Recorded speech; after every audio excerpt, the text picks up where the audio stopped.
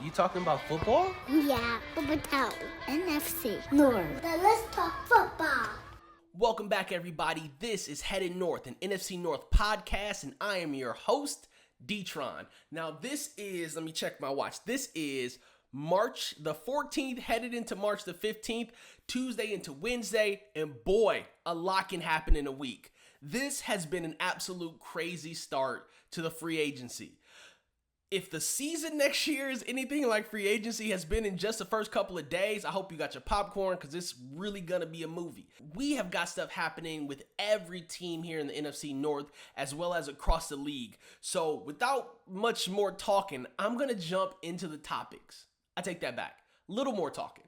I want to let you guys know if you want to reach listeners like yourself, people who care about football or things going on in the Midwest, definitely hit us up in the show notes. Let us know how we can help with your advertising needs. Okay, now that that plug is out of the way, we're going to go ahead and get into the first topic. And I'm actually going to start with my Lions this week because I don't think I started with them in previous episodes.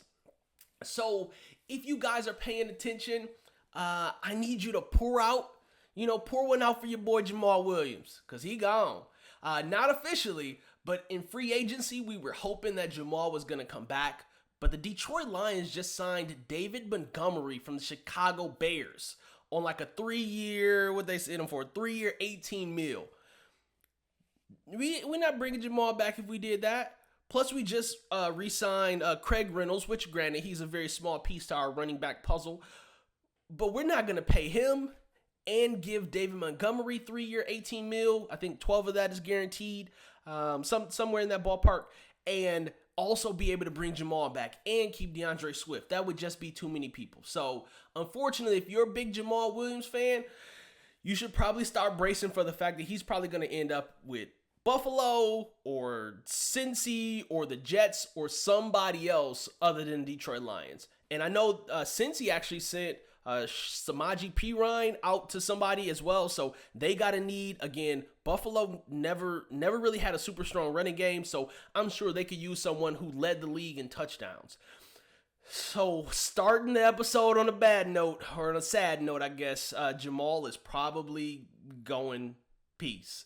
What else we got? Free agency has been pretty good to Detroit, so one of the areas that I talked about, I'm sure most people who talk about the Detroit Lions have been harping on, is the need for defensive secondary. And with that being said, the Lions went and got 2 cornerbacks in free agency. So they went and picked up Cam Sutton from the Steelers. They got him on a 3-year, $33 million deal, with 21 of that is guaranteed. Ooh, that's a payday, baby.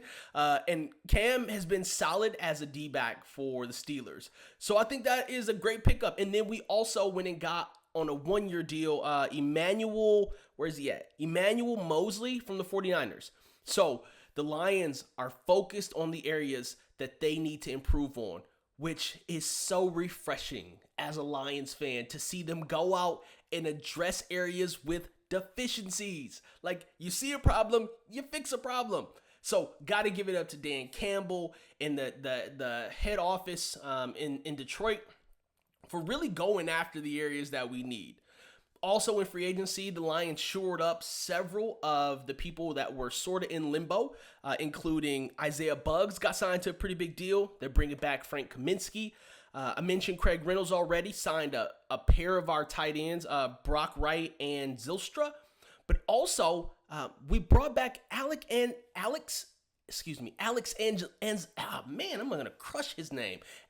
Anzalone, which I thought we were going to replace him. He was solid last year, but I thought that there would be more talent out in the free agency market than what we were getting production-wise from Anzalone. I'm not mad at them re-signing him. Certainly did the job last year as a captain and the year before, these 1-year deals, and has sort of earned his way to a longer-term deal. I think they got him for 3 years. But just definitely thought that we would shop more for a stud in the middle. But hey, man, as long as he's producing, that's really all that I care about. I don't know about you guys, but I thought that he'd probably make some kind of change from linebacker. You know, it is what it is. But the Lions have been active, but I wouldn't say that they would be the winners of the free agency out of the North. I'm definitely going to give that winning edge to the Chicago Bears. Chicago Bears have been making a splash. It seems like so long ago that they traded away that first overall pick. And that was just last week. They traded the first overall draft pick to the Panthers. Now, if you follow football, you already know that. And they got DJ Moore in the deal. They also got the Panthers' first-round draft pick and second-round draft pick from this year, a first-round draft pick from 2024, and then a second-round draft pick from 2025. The Chicago Bears clearly won that deal. What were the Panthers thinking giving away DJ Moore in that deal? Now, I'm sure Chicago was like, we need somebody, and we're not taking a wide receiver too. So DJ Moore had to come along, but also the draft pick. So now the Bears have some real building blocks for their future. Plus, they got a bunch of money, or they had a bunch of money before they went out and started signing people like crazy. The Chicago Bears went and got TJ Edwards from Philly, and that was on $19.5 million for 3 years, 12 of that guaranteed. They went and got Tremaine Edmonds from Buffalo, which, I mean, he was probably the second best linebacker they got behind Matt Milano, but they got him on a 4-year, $72 million deal with $50 million guaranteed. Whew, Chicago Bears out here throwing cash. Well, they went and got DeMarcus Walker. He was an edge from Tennessee Titans, put him on a 3-year deal. So Chicago Bears been making big moves. They went and got a big receiver. I mean, I was reading somewhere on the internet, I think I might have been on the gram, and they said that what DJ Moore has put up yards in his career so far would make him the leading receiver in Chicago Bears history. The kid's 25. How is that possible? I mean, you've had decent receivers there like Brandon Marshall. I don't even know who. Hey, let me know in the comments if you guys know who the Chicago Bears leading receiver is for the franchise, because I don't know, and how many yards they put up. But I'll tell you this, DJ Moore is certainly an upgrade and a true number one. I don't think Mooney or Claypool were ever going to be the number one in that offense. So adding a true number one will actually enhance what Claypool and Mooney can do for the Chicago Bears, and it gives weapons. If Chicago can go out and get a tailback, maybe even using that 9th overall pick to get someone like, I think it's Bijan Robinson, they could be a real force in the North. With the crumbling of the Vikings and the Packers, the Lions and them could be fighting out for who could win this division if they keep putting together these pieces. I'm not saying that Chicago's got it fixed, because clearly their record last year does not indicate that they're going to be amazing next year. But they're putting together pieces, and that leadership there in Chicago is doing a great job so far getting this free agency kicked off. Speaking of people who aren't doing such a great job so far, would be the Minnesota Vikings. I don't know what's in the water in Minnesota right now, but everybody wants to go. Minnesota's got rid of Thielen, had to cut him, had to get some cap space. Eric Kendricks is gone. He's already signed actually with the Chargers. Patrick Peterson, he out of here. He went and signed with the Steelers. Cam Dantzler is now with Washington. Everybody gone. Everybody leaving. They're talking about shopping Cook out of the backfield. Who are they going to have left? Like, what are they going to do? It's going to just be Kirk Cousins and Justin Jefferson throwing the ball back and forth to each other. And honestly, I don't know how long-term Kurt is going to be. If you've listened to any of the other episodes, you already know I'm on a tangent about getting Kirk Cousins out of here and potentially getting Lamar Jackson in Minnesota or somebody else. But seriously, they have not reached a long-term deal for Kurt. So next year, he could be testing the free agency market. Now, I don't know what he's going to bring. Clearly, no one knows what he's going to bring. But with some of the contracts that have taken place for quarterbacks already this offseason, you can see Kirk Cousins trying to get somewhere in the mid-30s for the production that he's put up, average or not. I feel like he is going to warrant some cash. And I don't think that Minnesota is looking to give him a long-term deal because, again, look at the production that they've got from him.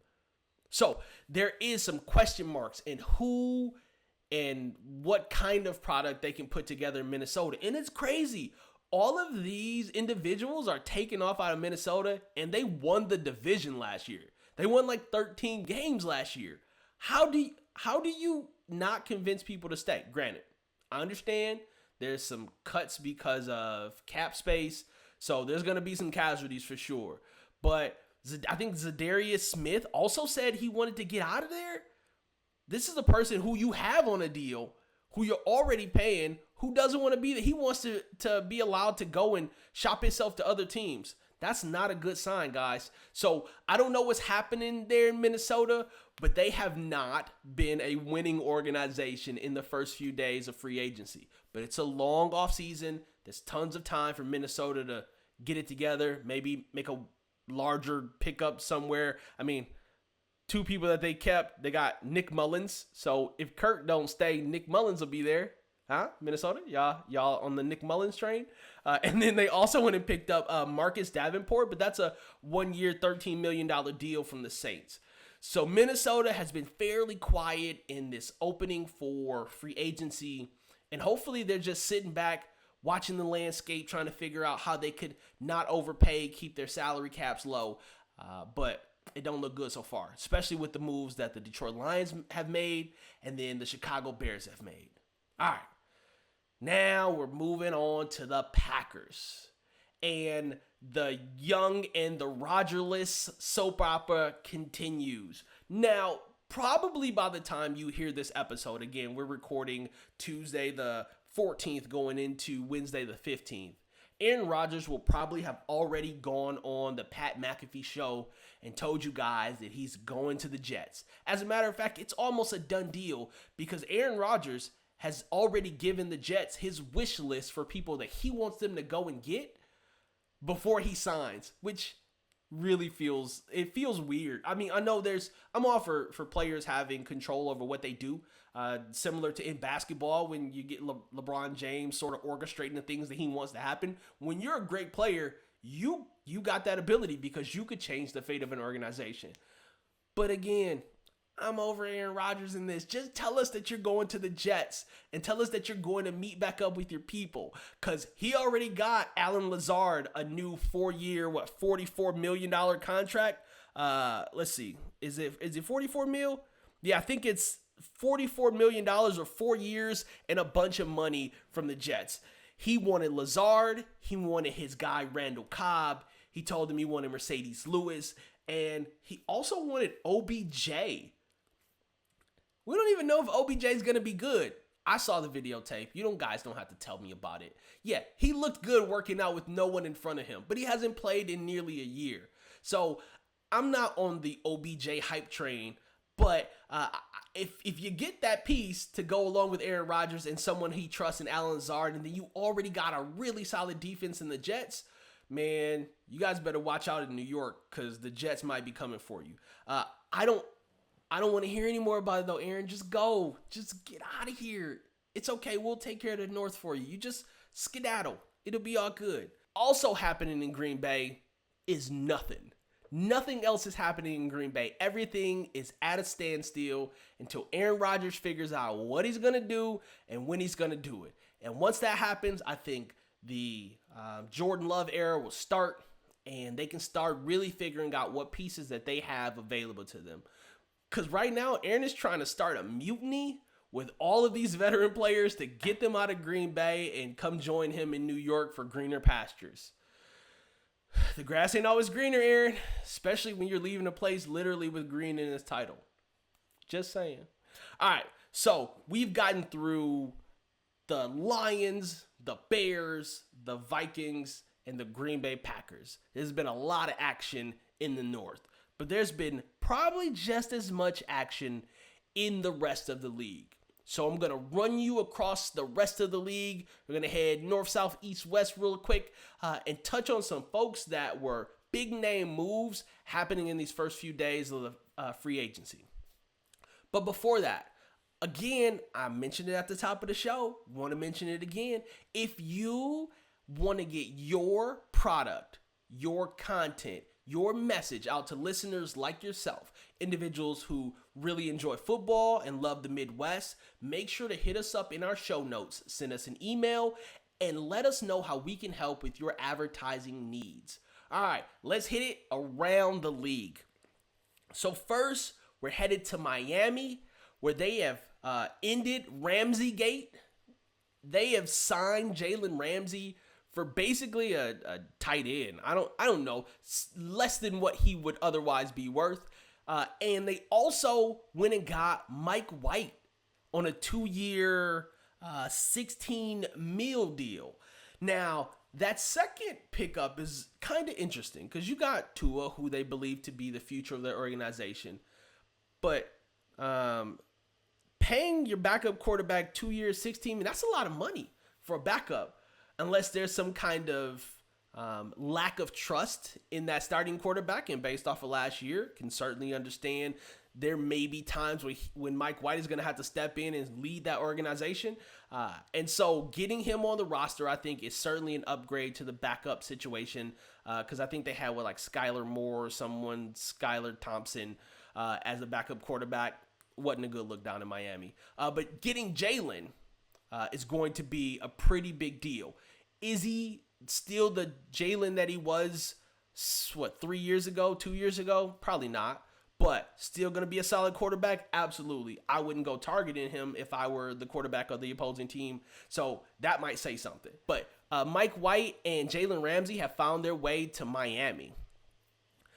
Also, moving away from their home teams, Jarrett Stidham has gone from the Raiders to the Denver Broncos. Why? Because the Raiders signed Jimmy G, Mr. I win at 700%. He is the new quarterback for the Las Vegas Raiders, which means Stidham really didn't have any future as the starter. He certainly doesn't have the future as a starter in Denver either, with Russell Wilson being the guy there, well, at least based on the money that they're paying him. But he definitely has more of a prospect of seeing some time than, well, I mean, that also depends on if Garoppolo cannot be hurt.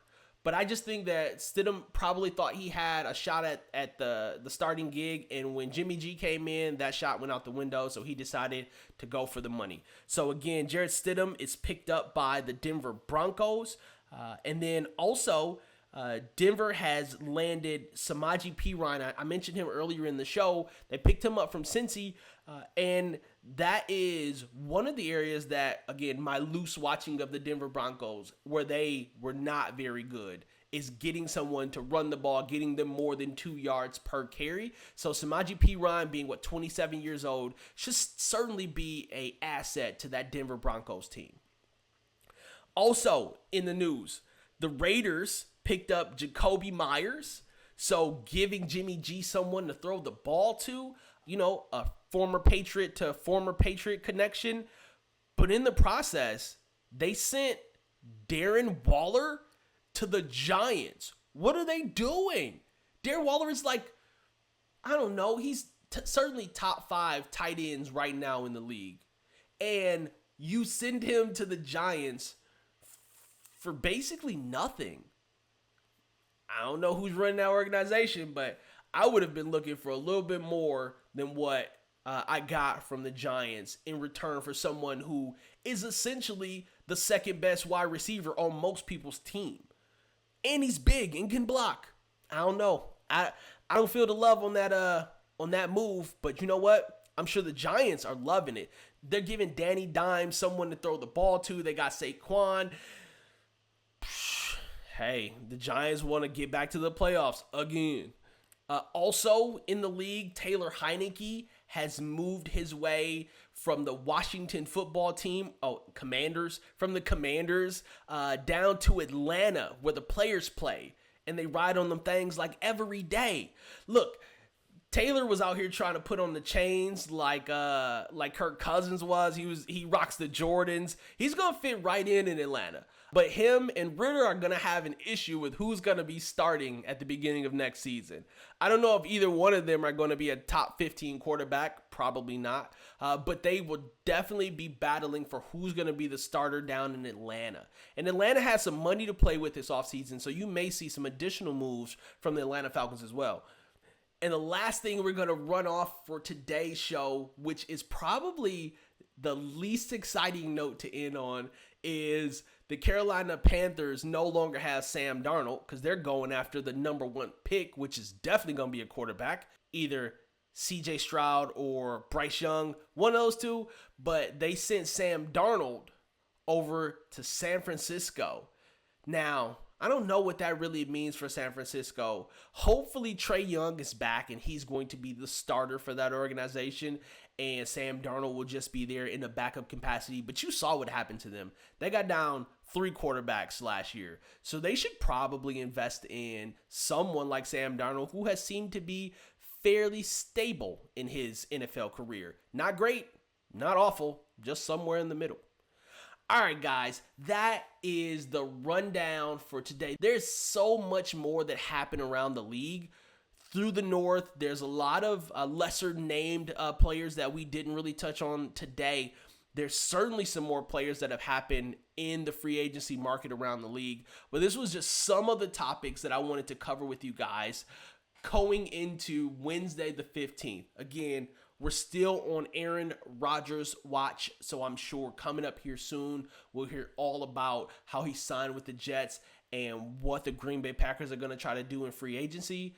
But until that point, I'm going to leave you guys with this. We may upload an additional episode this week, depending on how much more stuff happens going into the weekend.